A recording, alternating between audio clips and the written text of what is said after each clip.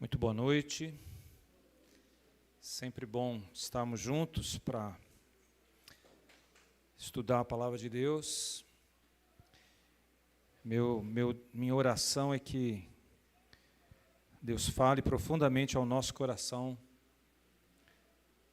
nessa noite. Quero convidá-lo já a abrir em Lucas, capítulo 22. Evangelho de Lucas, capítulo 22, a partir do verso 39.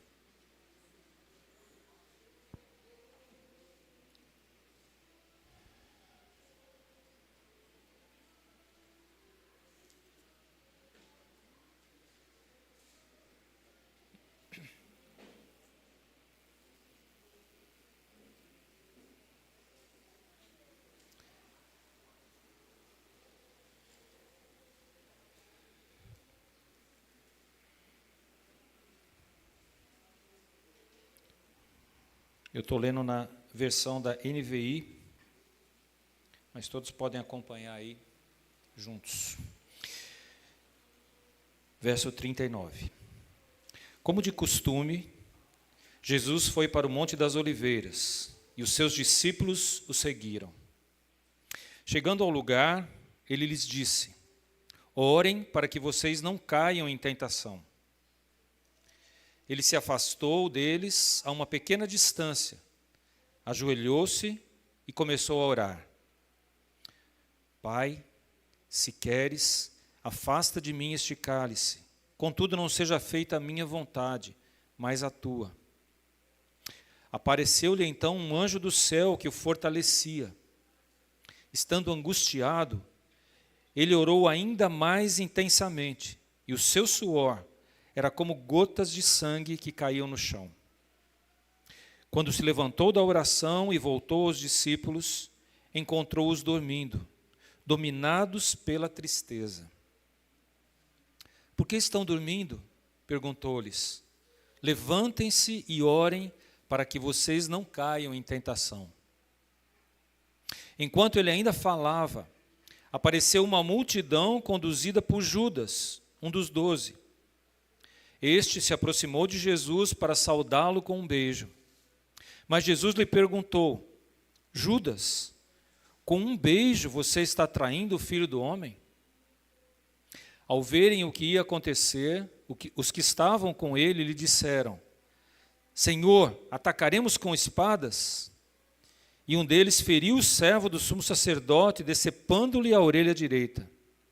Jesus, porém, basta. E tocando na orelha do homem, ele o curou.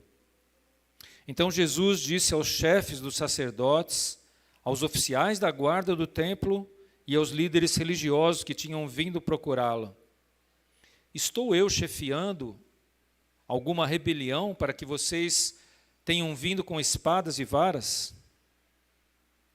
Todos os dias eu estive com vocês no templo, e vocês não levantaram a mão contra mim. Mas esta é a hora de vocês, quando as trevas reinam. Vamos orar?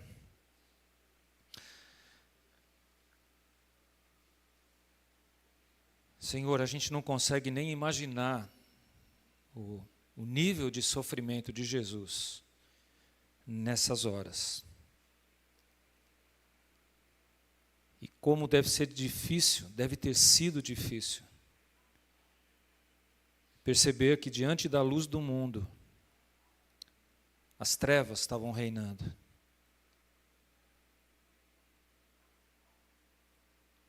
Deus, que a gente aprenda aqui, com o exemplo do Mestre, a lidar com esses momentos difíceis na nossa vida também. Que os momentos em que as trevas insistirem em reinar, a gente encontre no Senhor o refúgio que precisamos, a força que precisamos, o poder que precisamos, a submissão que precisamos. Então nos ajuda, fala ao nosso coração, Senhor. Oramos em nome de Jesus. Amém. Quando as trevas reinam. Por que Lucas destaca isso no final do texto? na fala de Jesus. Por que Deus permitiu que as trevas reinassem? Por que Deus permitiu o sofrimento de servos dele, do passado, como Jó, que a gente estudou recentemente? Por que naquelas guerras e cercos, as cidades dos servos de Deus, do Velho Testamento, tantas vezes havia sofrimento e situações trágicas, desesperadoras mesmo?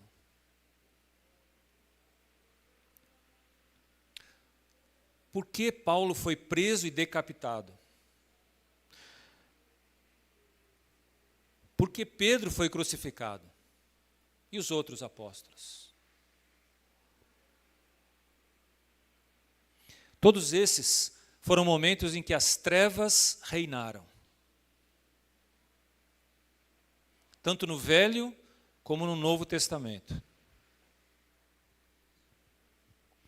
Momentos que mostraram as consequências desastrosas, seja do pecado, da desobediência ou da mão soberana de Deus, permitindo que, temporariamente, as trevas reinassem. Para que algumas lições ficassem claras. E ficasse claro também que seguir a Jesus não é só uma decisão para se livrar do sofrimento ou da dificuldade, mas é uma decisão para encarar o sofrimento e a dificuldade. É como fazer isso, e não como fugir disso. Se você se acha injustiçado por algo que Deus permitiu que acontecesse na sua vida, ou pelas consequências dos seus próprios erros, eu quero convidá-lo a mergulhar comigo nessa história, nesse pedaço da história do sofrimento de Jesus. Deus permitiu isso ao seu próprio Filho, o seu Filho amado, por amor de outros, por amor de pecadores como nós.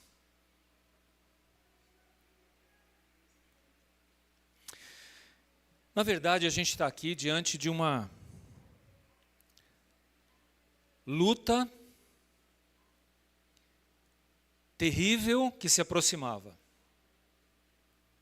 Ainda não é a luta, mas ela está perto. Provavelmente a mais difícil da trajetória de Jesus enquanto homem. Seu sacrifício já estava se aproximando. E ele já sentia as dores do castigo que pesava sobre nós, não sobre ele. O que fazer nessas horas? Mais uma vez o Mestre nos ensina, pelo seu exemplo, com sua vida, como proceder. E eu quero que você olhe para esse exemplo de Jesus e tire dele lições importantes de como lidar com o sofrimento, com as situações difíceis que estão se aproximando. Voltando para o texto, eu quero que você acompanhe comigo aí, eu não vou ler literalmente tudo de novo, mas mencionar algumas coisas, eu quero que você se familiarize com o texto para entender o que nós estamos falando, o que nós estamos ensinando. A primeira coisa clara aí é que nós temos dois segmentos separados. O primeiro é quando Jesus leva os seus discípulos para o lugar de oração. Versículos 39 a 46. Jesus separa os discípulos para o lugar de oração, Monte das Oliveiras. E do 47 ao 56, Jesus, junto com seus discípulos, ou ao lado dos seus discípulos, enfrenta a escuridão das trevas. Dentro de cada um desses textos, desses trechos, a gente vê duas coisas. Primeiro, quando Jesus separa o lugar para ir orar, a gente vê a luta pessoal de Jesus e a gente vê a luta dos discípulos. E é interessante como a gente vai se identificar aqui. Em segundo momento, a gente vê Jesus e os discípulos e Jesus e os seus opositores ou seus perseguidores. Vamos olhar aqui essa questão de Jesus levando os seus discípulos para o lugar da oração. O texto começa dizendo, como de costume. Jesus foi orar como de costume. E levou seus discípulos com ele.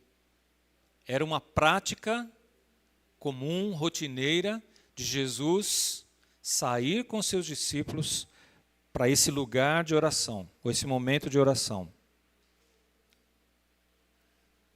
Como de costume. Isso te lembra alguém? Me lembrou imediatamente quando eu li. Jesus, como de costume, foi ao lugar de oração. Sabe de quem eu lembrei? Daniel. Lembra do texto lá de Daniel, capítulo 6?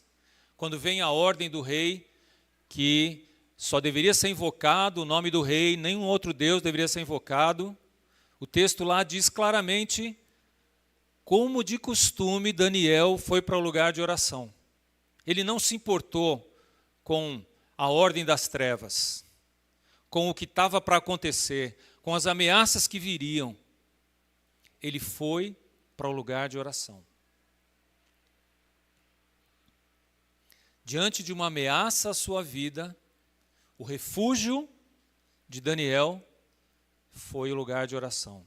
O refúgio de Jesus foi o lugar de oração.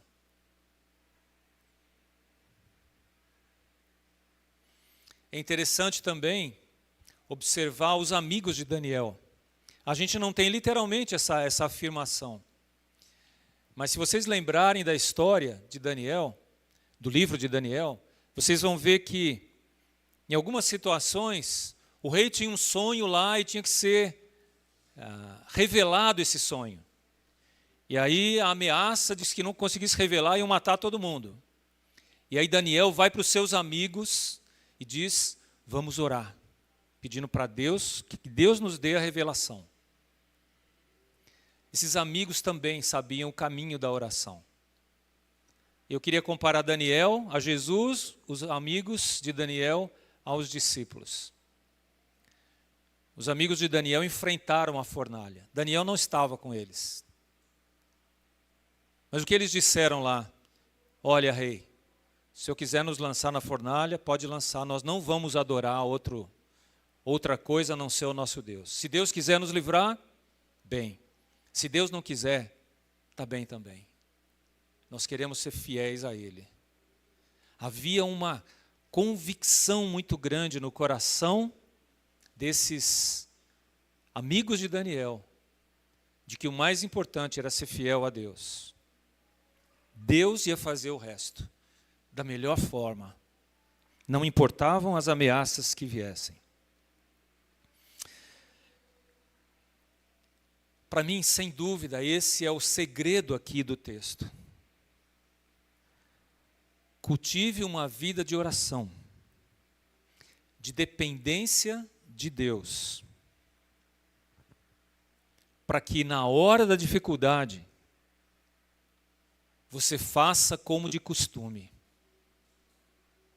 E não ache que, se você não ora, se você não tem o hábito de buscar a Deus, na hora da dificuldade você vai fazer isso. Você não vai, você vai se desesperar, arrancar os cabelos, vai entrar em crise de ansiedade, vai, sei lá o quê. Hoje tem tantas maneiras diferentes, né, das pessoas lidarem com a pressão, com a dificuldade. Mas quando você tem o hábito de orar, de buscar, de confiar em Deus, de levar a Ele, então a primeira coisa que você vai fazer não é se desesperar, mas é buscar o lugar de refúgio na oração. O lugar diante daquele que tudo pode resolver. Cultive o hábito da oração, porque na hora das trevas, você vai lembrar em primeiro lugar disso. Preciso do refúgio da oração. Ao contemplar esse Deus soberano, bondoso, sábio, capaz de reverter qualquer situação ou mesmo de nos fortalecer para enfrentá-las, seja a cova dos leões, seja a fornalha, seja a cruz, seja a morte iminente, nossa ou de alguém próximo a nós. Se você estiver no lugar de oração, você vai contemplar esse Deus. E pode ter certeza, Ele é maior do que essas ameaças todas.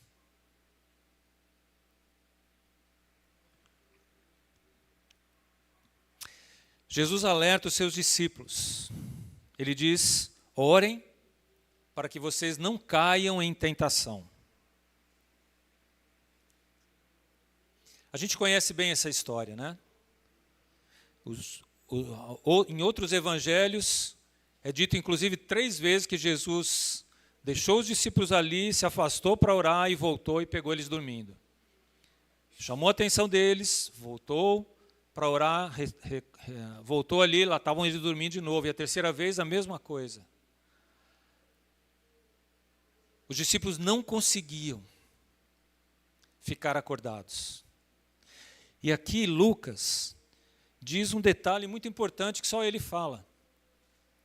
Ele diz: estavam dormindo, dominados pela tristeza. Eles estavam percebendo o que era a situação. Jesus já estava se despedindo deles. Eles sabiam que eram os últimos momentos de Jesus com eles. Eles não sabiam o que ia acontecer. E o fim da proximidade de Jesus estava chegando. Então a tristeza era profunda no coração deles. E a fuga foi dormir. Talvez alguns se identifiquem aqui, né?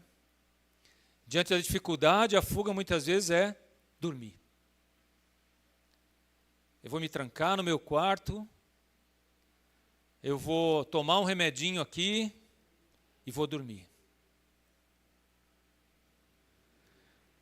Tem várias maneiras de lidar com o sofrimento, com a dificuldade, com a dor, seja física ou emocional. Alguns recorrem às medicações, outros às drogas, ao álcool. Alguns recorrem à fé que consegue o que quer. Em algumas igrejas. Pare de sofrer.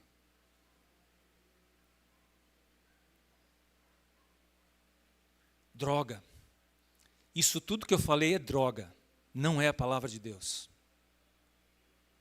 Porque o sofrimento faz parte da caminhada do cristão. Quem diz o contrário está mentindo. Não é essa a palavra de Deus. O sofrimento faz parte da nossa caminhada. Como você lida com o sofrimento? Com as más notícias? Com a frustração?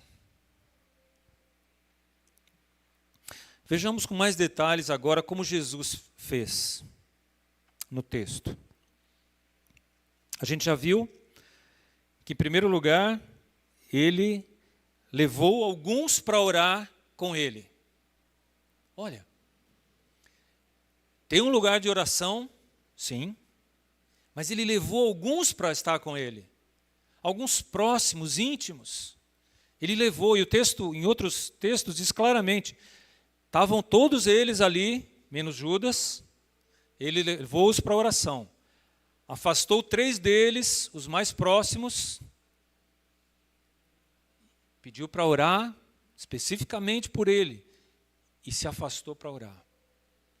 Ele se cercou daqueles que poderiam dividir com ele o fardo, mesmo que esses fracassassem ou falhassem. Mas ainda assim, ele se serviu do ombro dos seus irmãos, dos seus discípulos.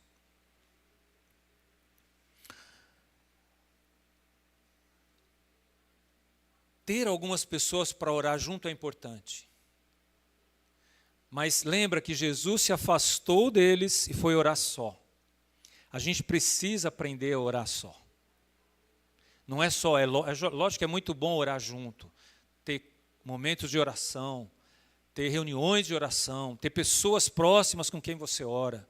Mas você precisa aprender a estar sozinho diante de Deus também. E uma coisa não exclui a outra, tá bom? Não exclui. Não ache que você se vira sozinho também. Você precisa dos outros, mas você precisa aprender a orar só. Tem coisas que é só você e Deus, e isso é suficiente, e isso basta. E Jesus sabia disso, muito bem. Então ele se afasta ali para estar a só. A uma pequena distância, ajoelhou-se e começou a orar, diz o texto. Outra coisa que a gente tira de lição tão importante aqui, no verso 42. Pai, se queres, afasta de mim este cálice, contudo não seja feita a minha vontade, mas a tua. Jesus expressa a Deus a sua vontade. Ele diz o que ele quer. E o que ele quer é, Senhor, me livra dessa hora. Essa é a vontade do homem Jesus, do ser humano. Mas esse homem Jesus sabia que mais importante do que a sua própria vontade era fazer a vontade do Pai. E a vontade do Pai estava em oposição à vontade dele. O que Deus queria não era o que ele, a sua mente, o seu coração, a sua carne pediam. Por isso ele ora, Senhor, não a minha vontade, mas a tua. E esse é um conflito que nós vamos enfrentar muitas vezes. Senhor, não o que eu quero, mas o que tu queres. Não é a minha vontade. Por isso que eu falei que muitas igrejas hoje, que se levantam para pregar o evangelho, pregam um falso evangelho. Porque não pregam isso.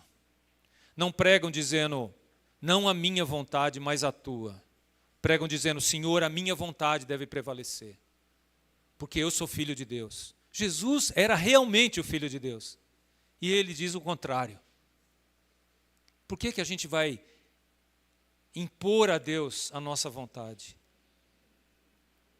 Por que nós vamos determinar para Deus o que ele deve fazer? Isso não é o evangelho de Jesus Cristo. Isso é outro evangelho que está sendo pregado. E a gente não pode mais aceitar. Se você quiser buscar esse evangelho, ele está aí sendo pregado em muitas igrejas. Pode ir. Você não vai encontrá-lo aqui.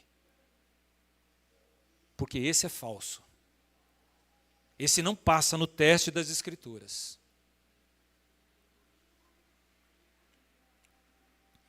Jesus submete a sua vontade à vontade de Deus.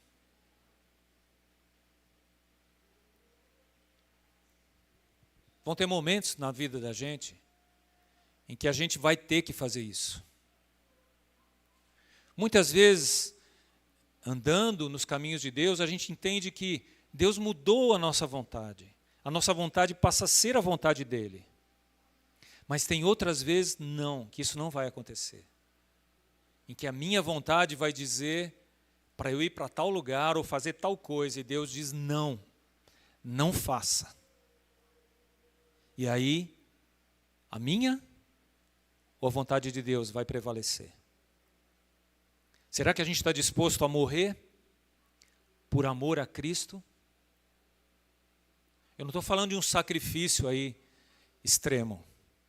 Eu estou falando de uma decisão diária, onde a minha vontade entra em conflito com a vontade de Deus. Eu preciso morrer para que a vontade de Deus prevaleça. E olha, não tenha dúvida, e Jesus mais uma vez nos mostra que é a melhor coisa que você tem para fazer. Não insista nos seus caminhos, mesmo que você ache que eles são retos, se você entendeu pela palavra de Deus que eles não são. Não é isso que Deus quer de você. Então não insista. Submeta-se à vontade de Deus. Porque quando você faz isso, quando você submete a sua vontade à vontade de Deus, o texto continua aí dizendo: apareceu-lhe então um anjo do céu que o fortalecia. Olha que cena. Que cena. Quando Jesus diz: Senhor, eu não quero a cruz, mas eu estou aqui para morrer. Eu vim para isso. E eu vou fazer isso. E aí o texto diz que um anjo de Deus aparece para consolá-lo, para fortalecê-lo, para estar com ele. Certamente, na hora que você disser: Senhor, não a minha vontade, mas a tua, de alguma forma os céus se movem para que você não fique só. Talvez você não vai ver um anjo pessoalmente na sua presença, mas certamente você vai ter o consolo do Espírito Santo de Deus, responsável por você. Ele vai cuidar de você.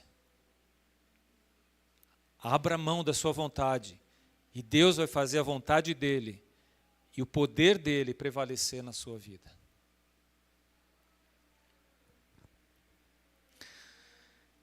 Então foi fácil. Depois que o consolo de Deus chegou, não foi fácil. Você vê no versículo 44, você entende que, estando angustiado, ele orou ainda mais intensamente. E o seu suor era como gotas de sangue que caíam no chão. Era tão intenso o seu sofrimento, era tão grande a sua angústia, que o seu suor se tornou como gotas de sangue.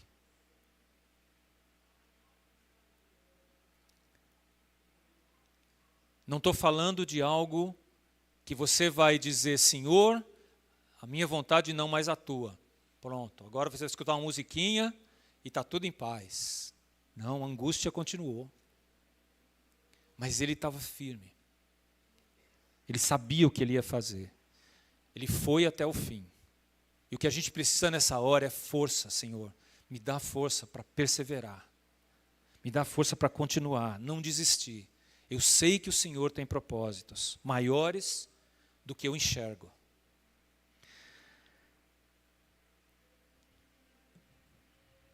E é interessante que depois disso, Jesus se levanta, vai até os seus discípulos, e para surpresa de 0 pessoas, eles estão dormindo. Novamente, Jesus repete para eles: levantem-se e orem para que vocês não caiam em tentação. Levantem-se e orem para que vocês não caiam em tentação. Ele repetiu isso 2 vezes. Se há uma mensagem que Jesus quer nos transmitir hoje é: levantem-se e orem para que vocês não caiam em tentação. Cultivem o lugar de oração, lembra disso, como de costume. Não espere o dia escuro chegar para orar. Crie esse hábito. Encontre na comunhão com Deus o seu lugar de refúgio e fortaleza. Aprenda a contemplar o Todo-Poderoso. Senhor, abre os meus olhos para te ver. Lembra lá da história de Eliseu, que o exército do inimigo o cerca para matá-lo, literalmente, porque o exército sírio soube que tinha um homem de Deus que falava tudo que eles iam fazer. Eles iam atacar em tal lugar, o homem de Deus chegava para o rei de Israel e dizia, olha, eles vão atacar em tal lugar. Aí ele se preparava. E aí o rei lá, sírio, disse, tem algum dedo duro entre nós? Aí alguém disse, não é entre nós, tem um profeta deles lá, que sabe, que fala tudo que vai acontecer. Ah é? Vamos matar esse homem. Aí ele destaca um exército para ir lá, cercam a cidade, e o auxiliar do profeta diz para ele, Eliseu, a gente agora está perdido. Tem um exército cercando a gente. E Eliseu diz, não se preocupe. Como não me preocupar? Aí o texto diz que Eliseu ora por ele. Senhor, abre os olhos dele para que ele veja. Lembram da cena? E aí ele vê no alto dos montes ao redor o exército de Deus ali. Que coisa, que visão. Eu confesso que eu já orei. Senhor, abre os meus olhos para ver também. Eu quero ver um pouquinho disso. Né? Eu quero enxergar um pouquinho do que o Senhor é capaz de fazer.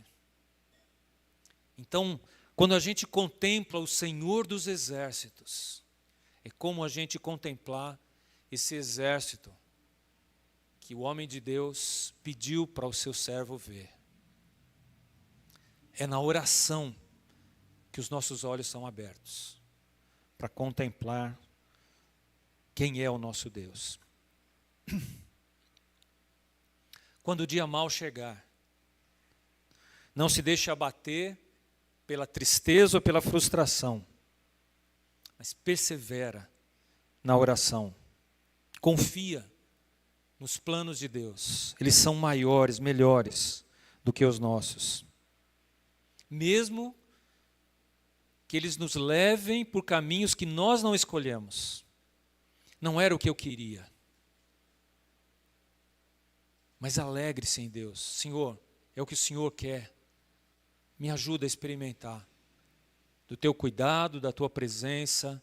Me ajuda a desfrutar desse momento, mesmo não sendo o que eu gostaria que acontecesse. E outra aplicação que eu quero dizer para vocês, não caia na tentação de dormir ou de buscar outros mecanismos de fuga. Lembra da história de Jonas? Sempre me chamou a atenção aquele texto, porque o texto diz que Deus deu uma ordem para Jonas, e ao contrário de Jesus, Jonas vai para o outro lado, né? Vai para Nínive, e ele vai para o outro lado, lá distante. Pega um navio, embarca no navio, e o texto diz que ele desce para o porão e vai dormir. E dormia profundamente. Uma tempestade no mar. Imagina um navio no mar, numa tempestade, o negócio devia balançar, feito não sei o quê. E ele dormia profundamente. Parece que ele está em paz, né? Não, ele está em fuga. Ele está fugindo da realidade. É diferente. Você lembra de Jesus no barco, no meio da tempestade? O que ele fazia? Ele dormia. Mas tem uma diferença enorme, um para outro, não tem? Um dormia porque o coração não estava em paz. Ele buscava a paz. Ele buscava tentar fugir da situação. Mas Jesus não. Ele dormia em paz. Porque ele estava onde Deus queria que ele estivesse. E essa é a diferença. Quando você está com o coração em paz, o seu sono é diferente. Quando você não está com o coração em paz, você pode dormir horas, mas você não vai descansar.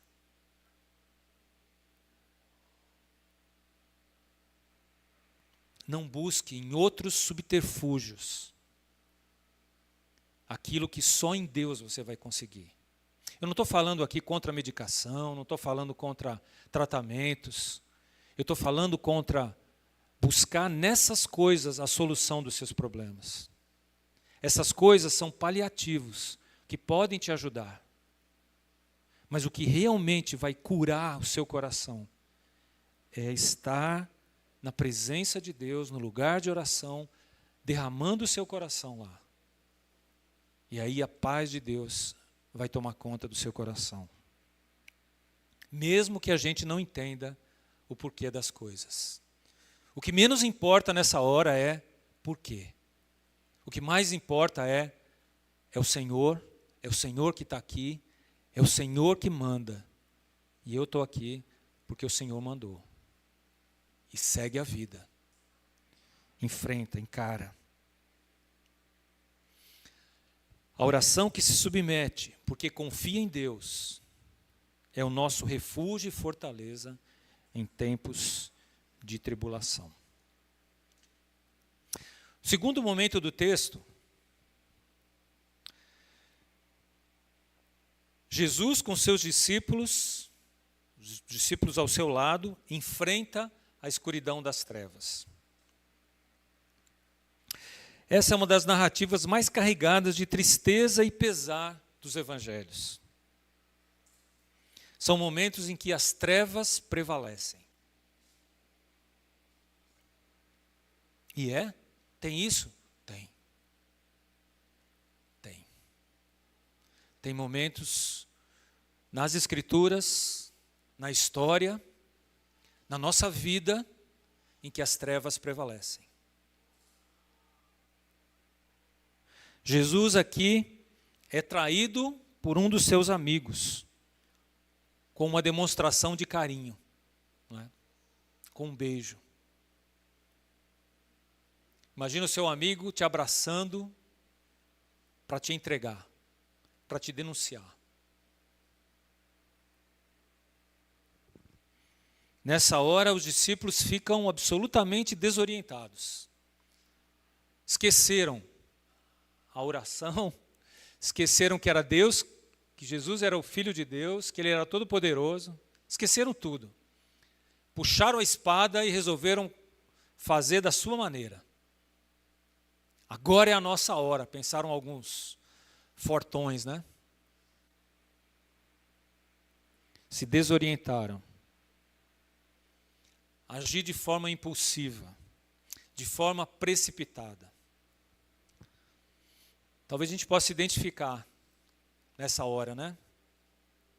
Agir de forma impulsiva e precipitada. Como é fácil fazer isso? Na hora da pressão. Precisa fazer alguma coisa. Aí você faz besteira. Eu sempre gosto do ditado de espera a poeira baixar antes de você tomar uma decisão.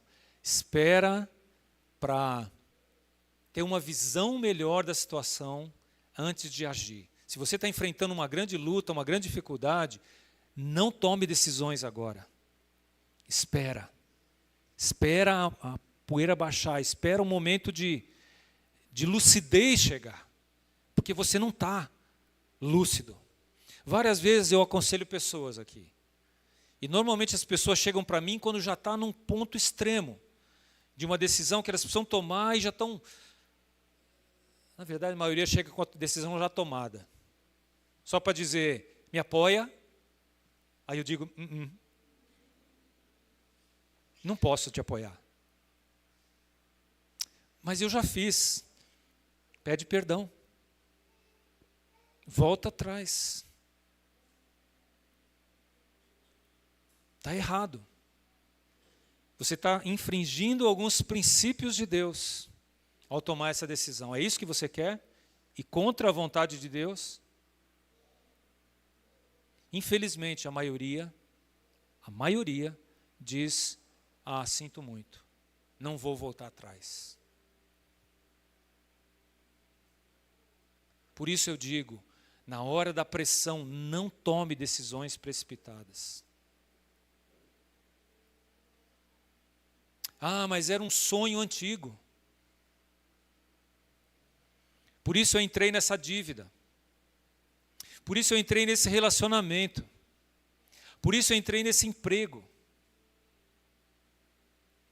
Mas sabia que não era o lugar certo. Não era a hora certa. Não tome decisões precipitadas nessas horas. Porque você vai fazer, no máximo que você vai fazer é cortar a orelha de alguém. E vai dar trabalho para Jesus remendar ainda. Além das preocupações que Jesus já tinha que remendar a orelha do soldado lá. E às vezes a gente passa a foice, né? E fere alguém, que na verdade a gente nem queria ferir.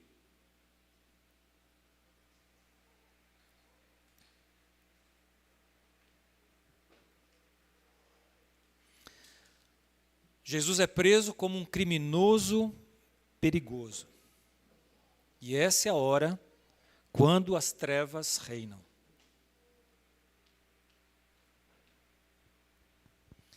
Para aquele que não aprendeu a confiar na palavra de Deus em oração, esse é o fim. Por isso, nas narrativas, os discípulos praticamente saem de cena aqui. Eles olham, começam a seguir Jesus de longe. Porque aquilo parece ser o fim. O meu grande sonho, Jesus, seu Messias, acabou. Na mente dos discípulos. Mas para Jesus não acabou.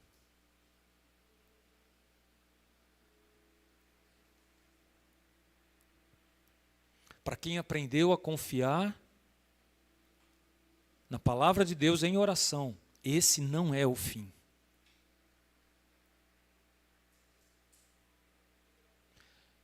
Esse era o meio para prover algo maior.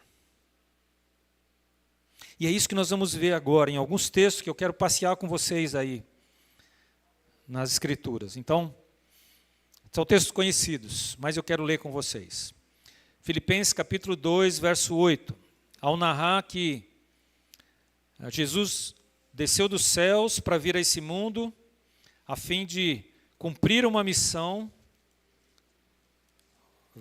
capítulo 2, verso 8, diz o quê? Deixa eu ver aqui. E sendo encontrado em forma humana, humilhou-se a si mesmo e foi obediente até a morte e morte de cruz. Foi obediente até a morte e morte de cruz. Ele foi até o fim, porque essa era a vontade de Deus. Mas ele fez isso. Por quê? Hebreus capítulo 10, versículo 20.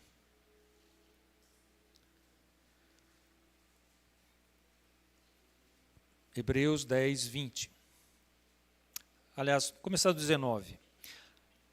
19. Portanto, irmãos, temos plena confiança para entrar no Santo dos Santos pelo sangue de Jesus, por um novo e vivo caminho que ele nos abriu por meio do véu, isto é, do seu corpo. O que nós temos é Jesus, por meio do seu corpo, do seu sangue, nos abre um caminho para entrar no Santo dos Santos, na presença de Deus. Era necessário o sacrifício do Filho de Deus, para que nós tivéssemos acesso ao Pai. Mas também, Isaías 53, 5. Isaías 53, 5.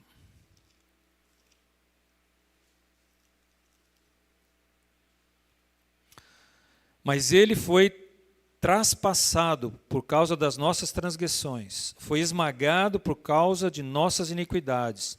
O castigo que nos traz a paz estava sobre ele, e pelas suas feridas fomos sarados. O castigo que nos traz a paz estava sobre ele, por suas feridas fomos sarados.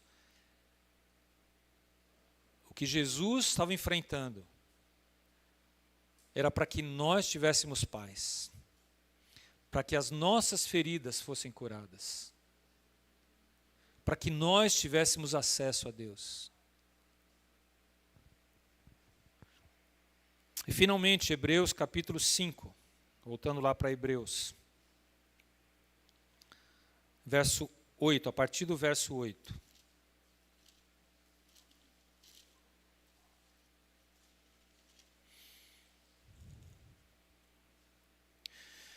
Embora sendo filho, ele aprendeu a obedecer por meio daquilo que sofreu.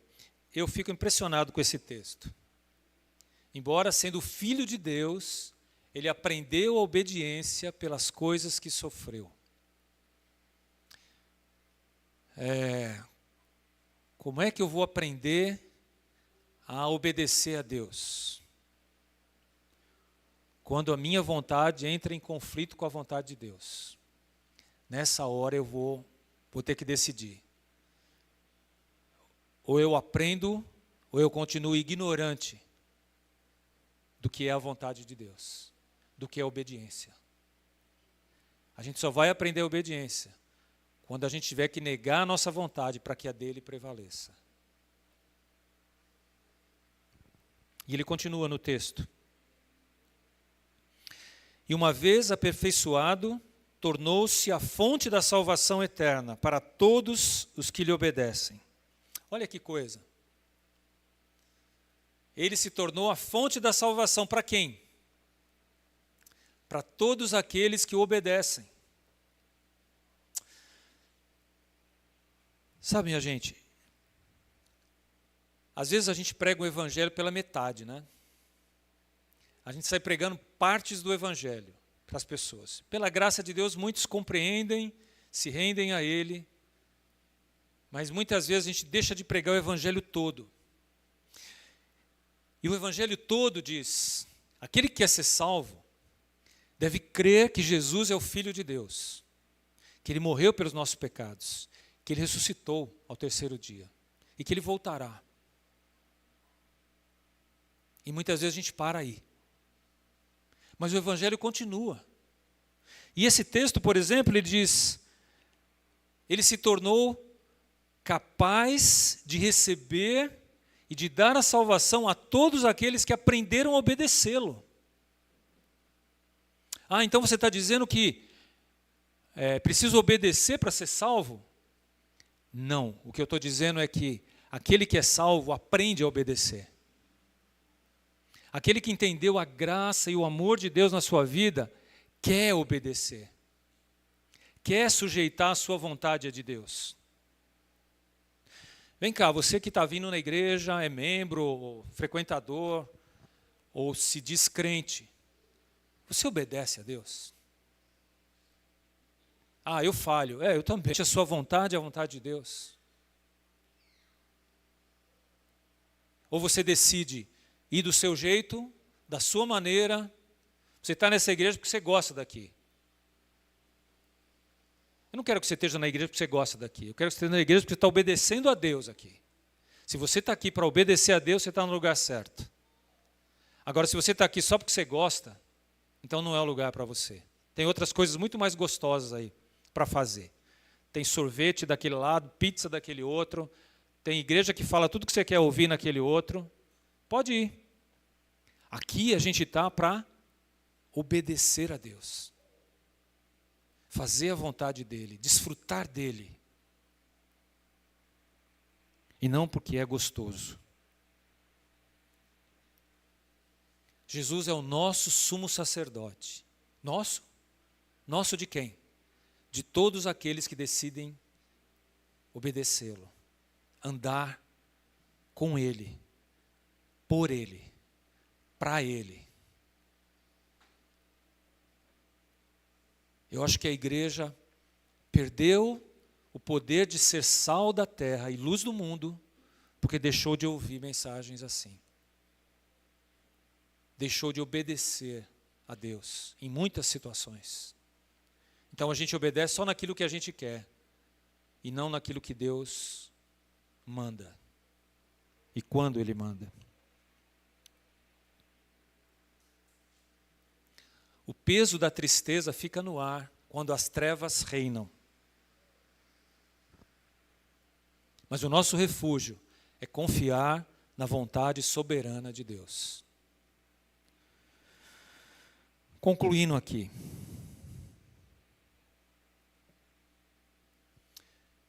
Como você encara o sofrimento, as tribulações?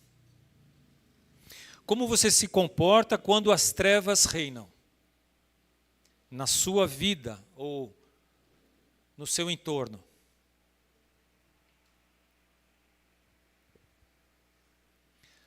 São nossas atitudes nessas situações que mostrarão o quanto nós confiamos em Deus. Não se iluda.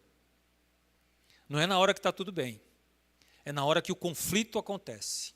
A sua vontade e a de Deus entram em choque. Como é que você se comporta? Quando a coisa não está indo bem, pelo contrário, está indo muito mal, é nessa hora que você vai mostrar quem você é. O que está no coração vem para fora. Nessa hora a gente vai revelar em quem nós confiamos. Em nós mesmos, no nosso emprego, no nosso político. Aonde? Aonde está o nosso coração? A melhor maneira de mostrar intimidade com Deus, confiança nele, não é quando Deus dá o que nós pedimos, mas é quando Ele não dá.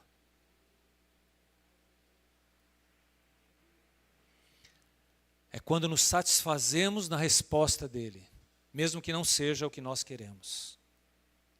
Tá bom, Senhor. É isso que o Senhor quer de mim? Eis-me aqui. Estou pronto a obedecer.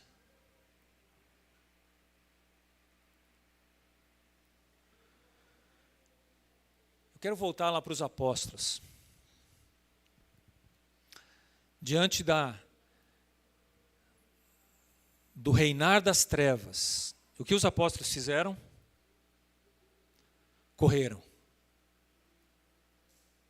Mas eles aprenderam a lição. Eles aprenderam com Jesus.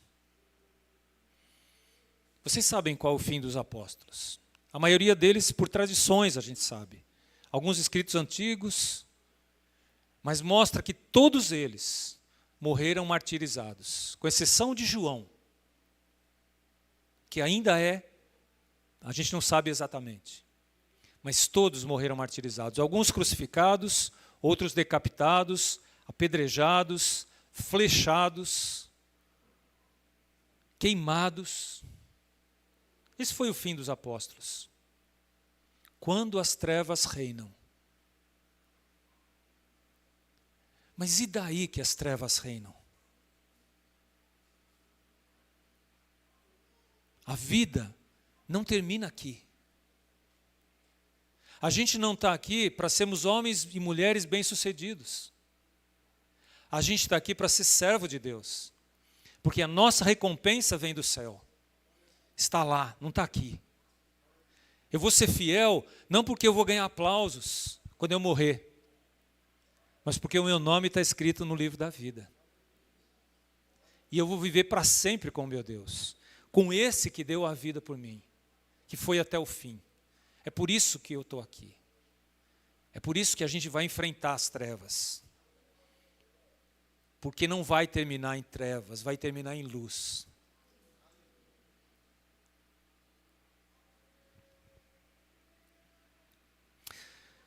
Nossa vida e fé precisam ser moldadas pela palavra de Deus. Quando a gente confia na vontade soberana de Deus, mesmo quando ela não nos favorece temporariamente,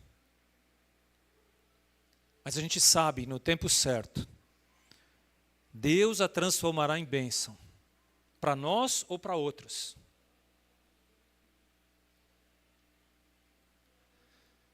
Sabe, quando a gente é fiel até o fim, o nosso legado fica aí. Não um legado de sucesso, mas o legado de fidelidade, de obediência. As pessoas vão dizer, ele foi fiel. Ela continuou até o fim. Não abriu mão. Essa é a melhor contribuição que você pode fazer. Não queira ser reconhecido por ninguém. Alegre-se. Como disse Jesus, porque os seus nomes... É engraçado, né? Diante dos discípulos, quando eles saíram para pregar, e muita gente se converteu, e muita gente foi curada, e muitas coisas aconteceram, e os demônios saíram das pessoas, os discípulos voltaram regozijando, alegres, felizes. E Jesus disse, menos. Não se alegrem por essas coisas. Não é por isso que eu estou aqui. Alegre-se, porque os seus nomes estão escritos no livro da vida. É para isso que a gente vive. É para Ele. É por Ele. Não é mais para nós mesmos alcançarmos sucesso. Senhor, a glória é tua, não é minha. Está pronto para dizer isso? Então diga com a sua vida. Senhor, a glória é tua. A vontade é a tua e não a minha. Me ajuda a ser fiel. Eu sou fraco, mas o Senhor é o Todo-Poderoso. E é aqui nesse lugar de oração que eu quero aprender a confiar no Senhor. Vamos orar?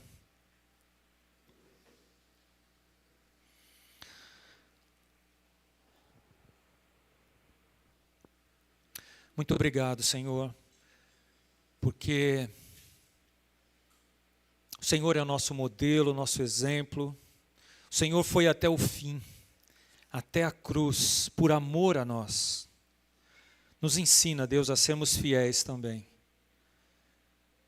Que nos momentos difíceis, e eu sei que alguns dos meus irmãos têm passado por esses momentos difíceis agora, que o Senhor seja a força deles. Que o Senhor os ensine a encontrar no lugar de oração, o lugar de refúgio e fortaleza, de socorro bem presente na tribulação.